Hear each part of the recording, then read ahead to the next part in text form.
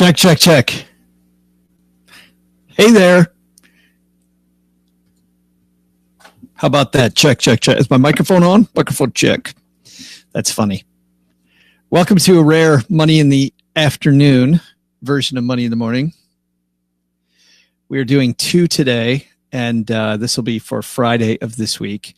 And then we will do 1 tomorrow for Monday of the following week, unless big news comes up. Big news comes up, and then everything goes out the window. And these more evergreen headlines, we will go from there. Let me make sure everything's on Do Not Disturb. And then let's... That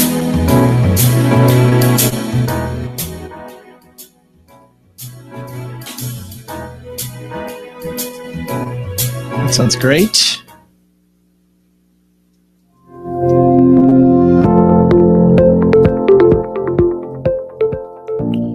That sounds good.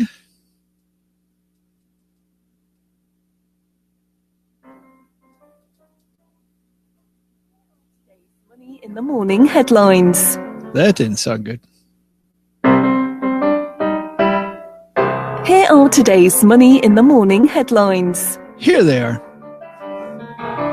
All right.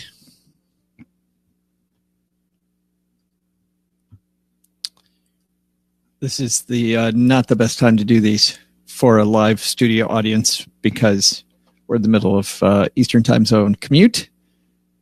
So watching live on Facebook isn't going to be heavy. So we're relying on you, West Coasters. Bill, one more today, man. One more. We get this one done, and we've got one more this week. And then you won't be seeing us the rest of the week. Sad. I know. You're heartbroken. All right. Let's...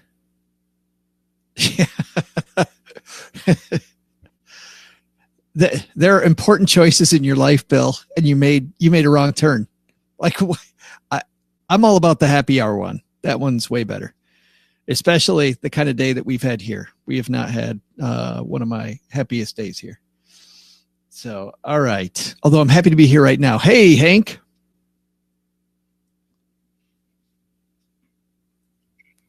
All right.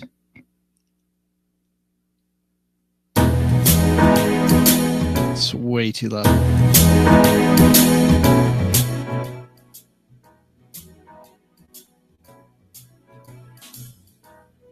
This little music intro thing we've got is way loud. All right. Let me get the stuff ready, and we're about ready to start this thing. So we're going to talk about tipping. We're going to talk about golfer Phil Mickelson. And then we're going to put all those together in a big idea. Maybe, if I do my job. All right. This is for Friday, unless something big happens. Here we go.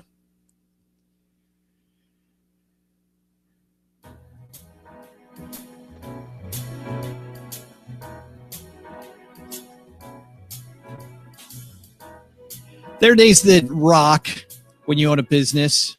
There's other days that stink. A few days ago, I had to have a difficult decision with a team member, and it wasn't a decision, wasn't a discussion that I wanted to have. It wasn't a decision I wanted to come to, and it wasn't something the other person wanted to have, but it was necessary, and so we had the talk.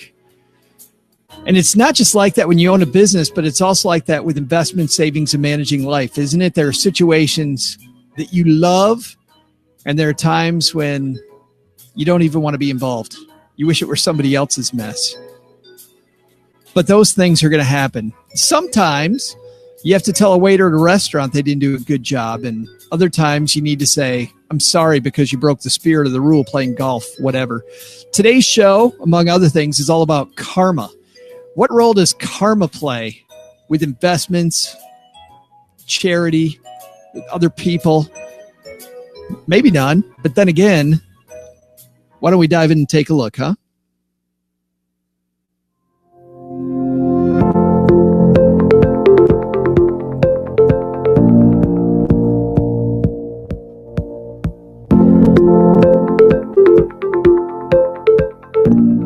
Live from my mom's half-finished basement. It's Money in the Morning. Hey there, stackers. I'm Joe Salcihi, Average Joe Money on Twitter. And today we have two headlines ripped from the press. And today, not really the financial press. We're going to talk about who the worst tippers in America are. Is it you? I hope it's not you. Come on. There's no way it's you. You're a fantastic tipper. You give, you get. We'll talk about that. And then our second headline, if you're not a big golf fan, you missed something kind of awkward, weird, hilarious with a guy who's a 5-time champion doing something he wasn't supposed to do. What the heck does that have to do with your money? How will we tie these two headlines together? I don't know, but we're about to embark on that. That's an episode of Money in the Morning coming right now. Money in the Morning is brought to you by, today it's brought to you by FamZoo. Listen, if you're somebody teaching kids about money, you want to check out FamZoo. You'll find that at stackingbenjamins.com/FamZoo. Why don't you teach kids the modern way about money so that they learn about the implications of plastic? You say, yeah, my kids don't need a credit card. Guess what? When you're gone, your kids, that's all they're going to see is credit. They're not going to see dollar bills in a wallet. stackingbenjamins.com/FamZoo for more. All right, we've got more. We got not one headline, but two. So let's get this party started, shall we? Who needs coffee when you have Money in the Morning headlines? Oh, Laura, I still need coffee. Headlines are fine, but I definitely still need coffee. This first headline comes to us from MSN Money and is written by Natasha Bach. Now, millennials. How about that? Now, millennials can add bad tippers to the roster of negative stereotypes they're associated with. And you know what's okay? When I started doing headlines about millennials, I'd heard some negative stereotypes, but you know what I hear more than ever now? Millennials are better savers. Millennials are contrarian with the investments. They don't invest enough because a lot of millennials came up around the time of the 2007, 8, 9, that whole debacle with real estate and things. They're a little gun shy of investments, but I don't know. I think if you're looking at that group of people in particular, millennials, a lot of stuff to like, but they can add bad tippers to the roster of negative stereotypes they're associated with. According to a new study from creditcards.com, 10% of millennials do not tip at all when they eat out. 10% do not tip at all. In contrast, only 3% of the older generations don't tip. Even when millennials do tip, the study found that the median gratuity is just 15%. This is under the national average and significantly less than Gen X, baby boomers, and the silent generation, all of whom leave a median tip of between 80 and 20%. The same attitude applies to tipping those who provide services such as Uber or Lyft drivers. 18% of millennials don't tip them, even when provided with an option to do so. Nevertheless, close to 27% of the millennials surveyed suggested they would prefer having a service charge included in items, thereby paying higher prices and then doing away with tips. I don't know. What do you think about that? Would you rather have a service charge where the tip was included? I think I might. I always worry about whether I'm a good tipper or not. I'm on the opposite side of this. I don't understand not tipping. Like, if you think that getting ahead by the 3% that you don't give somebody, by the little bit, the $3, the $4, the $5, the whatever, if you think that $3 to $5 is going to change your life, and maybe you're at a point in your life where it will change your life. So we can say that 3% of older generations who don't tip, those are people maybe that can't afford to tip. I would ask you, why are you eating at a place that requires a tip if you can't afford to tip? Like, this person's got to make money too. And it largely relies on us to take care of each other, doesn't it? I mean, isn't it a little bit of karma to not tip? I've seen stories that have shown, and I wish I brought it up for this particular headline, that show that people that are generous tippers, people that are generous in life, generally have a higher net worth than people that are the penny pinching Scrooge miser, right? Give and you get. And maybe that doesn't work out all the time. And it definitely doesn't make sense to be a quid pro quo person. Well, if I get X amount, then I will give Y. No, it doesn't work that way. I've given and given and given sometimes, and I never get back from people. And sometimes to the point where I'm like, yeah, I'm not giving you anymore. Not that I expected to be quid pro quo at all, but I definitely, even though I'm not keeping score, I definitely know when I'm being used, right? Nobody likes to be used. But I wonder, man, if I work at a place and I work my butt off and I want to be great for my client, which is the person working that table, and most of my paycheck is tips, I just got screwed by the owner of the company and I got screwed by the client. I don't get it. I don't get the end game. And people that think, well, that's money in my pocket, right? That's there's no tip required, so I'm not going to tip. I don't know. I don't understand that way of thinking.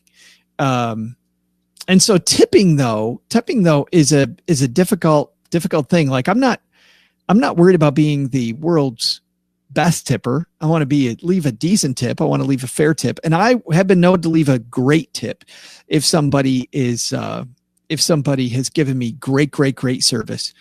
But service charge, the more I think about it, service charge might be the right way to go.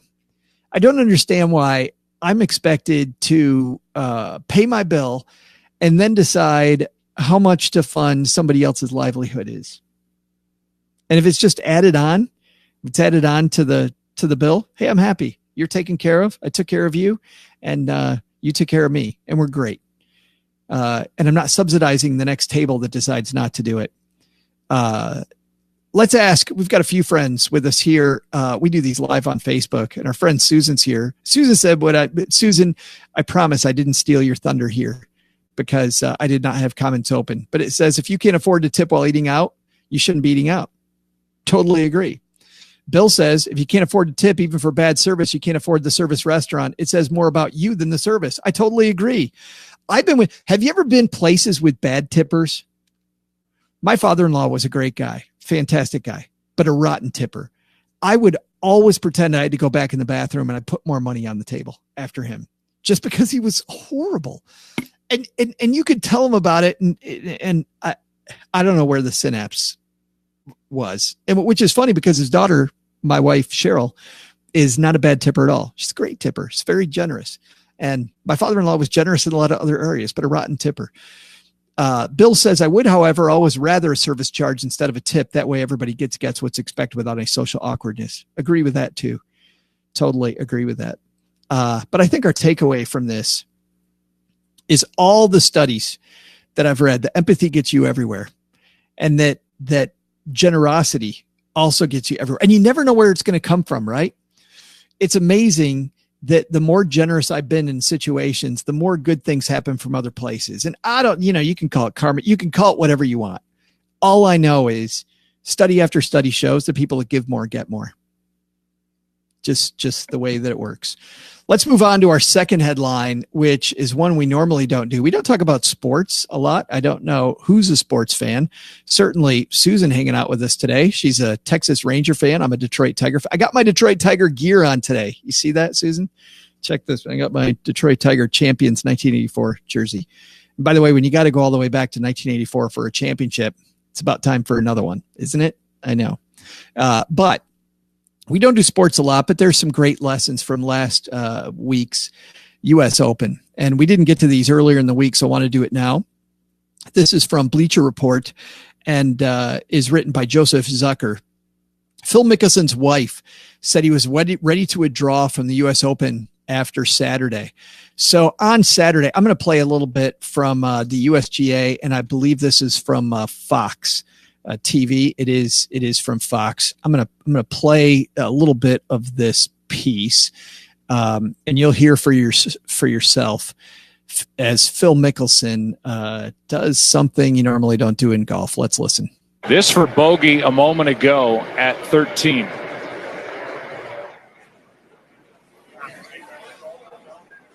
His speed has been terrible. Whoa. Wow. That's stunning. David Fay here in the booth. We just saw Phil Mickelson. This is a live look at him walking and I guess leaving the golf course. Or it turns out he wasn't leaving the golf course, Phil Mickelson. And by the way, what you didn't hear in that clip, you heard everybody going, wow, hey, what, huh? Phil Mickelson hit his shot, and golf isn't like hockey. In hockey, I don't know if you know this, but in hockey, while the puck's moving, you can hit it again, right?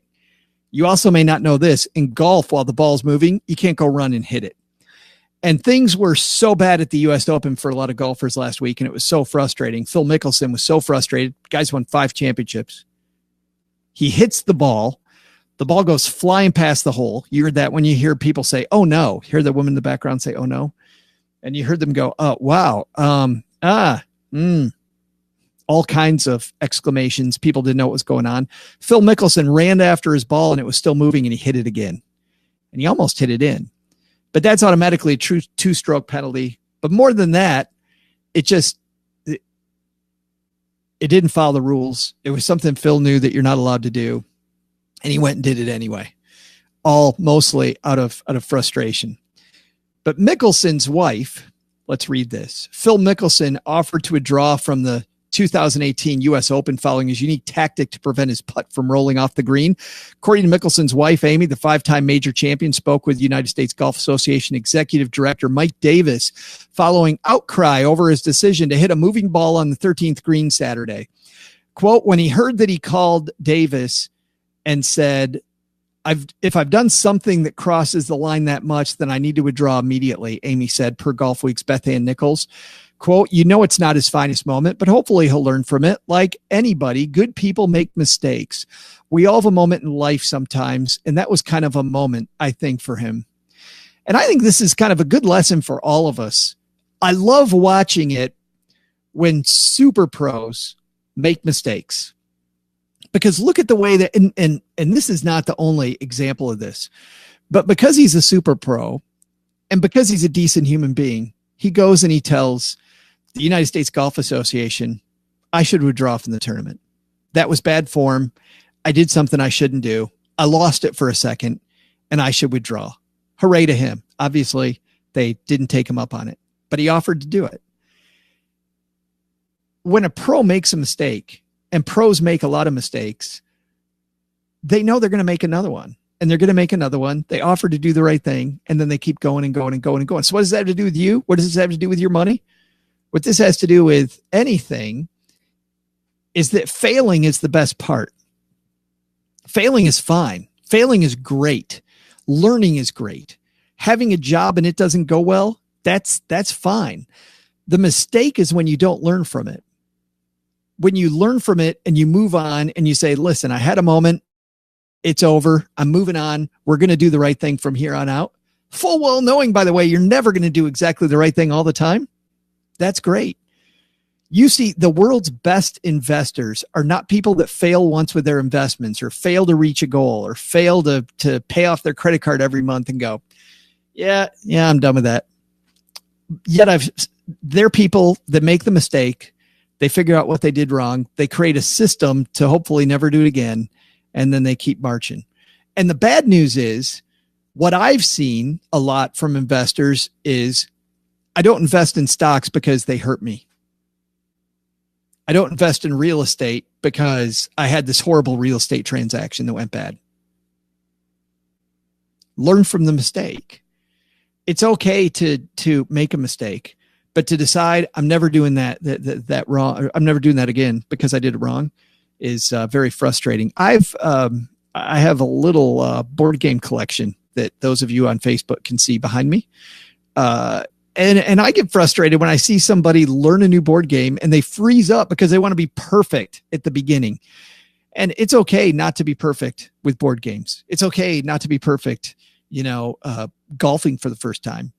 It's certainly okay to not invest exactly correctly the right time, which is why get started early, fail fast, and fail often.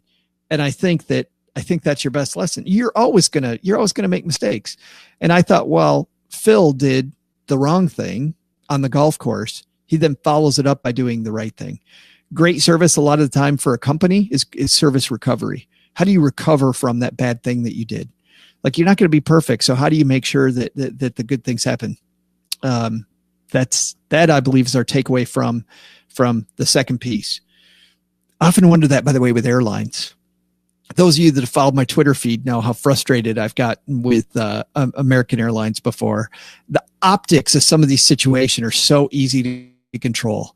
It's so easy to have better recovery, and yet they don't do it. But you and I could be different. We can do things incorrectly, fail again, fail faster, learn from it. That, I think, is our second takeaway. All right. In just a second, I'm going to take these two headlines. We're going to piece them together. We call that the big idea for the show. And before we get to that, though, I want to say a word for just a moment about our friend Bill Dwight's baby, which is called FamZoo. FamZoo is, in my mind, the number one place to teach your kids about money in the modern era.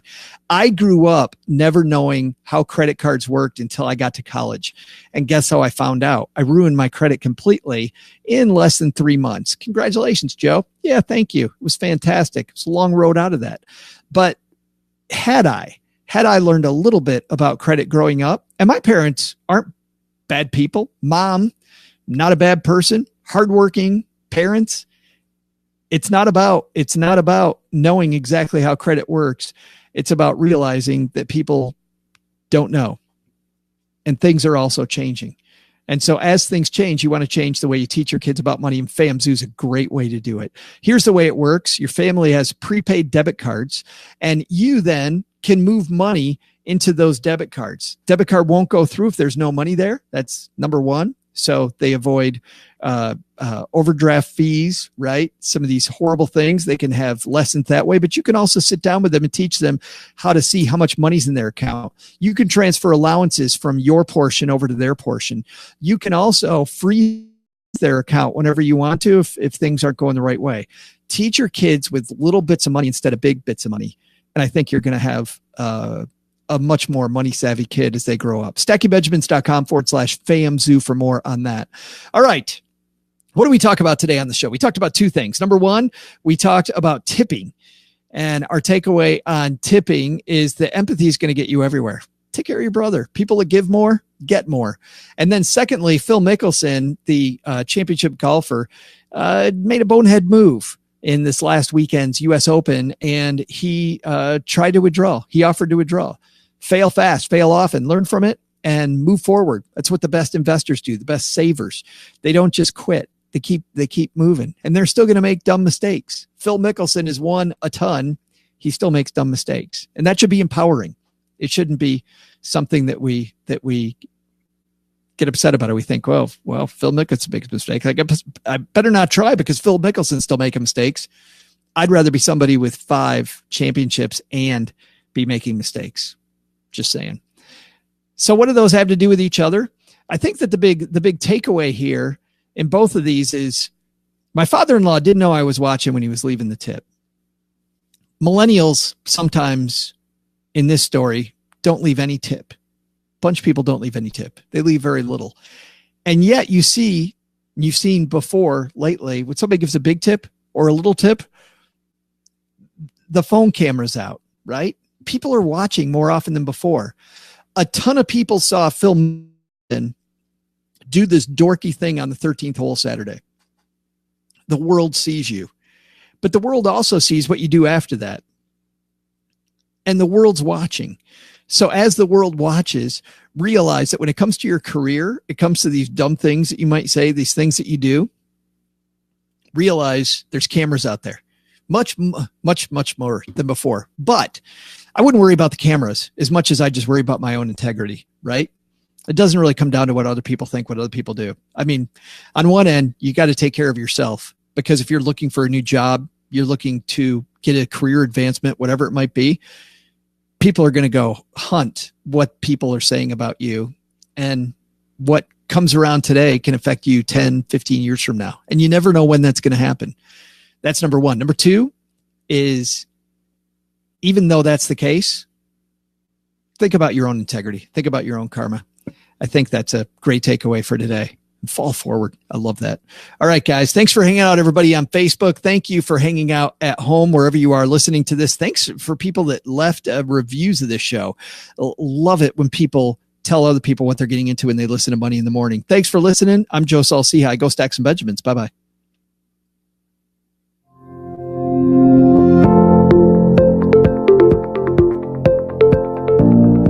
Money in the Morning is created by Joe Saul-Sehy and is brought to our channels by our producer and engineer, Richie Rutter-Reese. Stacking Benjamins and Money in the Morning are for entertainment purposes. Before making moves, consult with your financial advisor. Looking for training sessions? Kathleen Selmans has a great suite of Stacking Benjamins tools, so head on over to learn.stackingbenjamins.com. Hoping to chat with us on the web? Say hello to Shannon Cowan, our social media guru and community manager in our Facebook group. She can be found at stackingbenjamins.com/basement. From the basement, I'm Joe's mom's neighbor, Doug. See you tomorrow.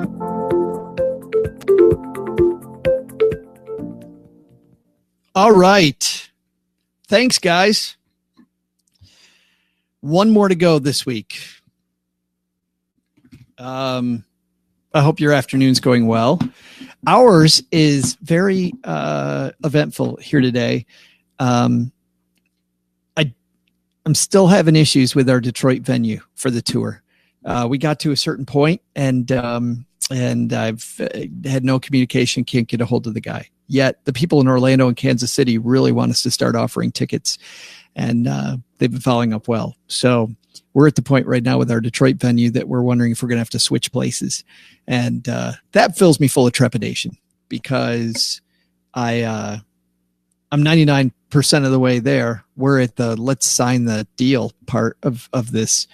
And it's my first time doing, live shows. And I really need to get to just the planning the show. So we've had preliminary meetings about all three of these live shows and what we're going to do. And they're awesome, but they're going to require some work to make sure that, I want to make sure people come out and see us do a live show.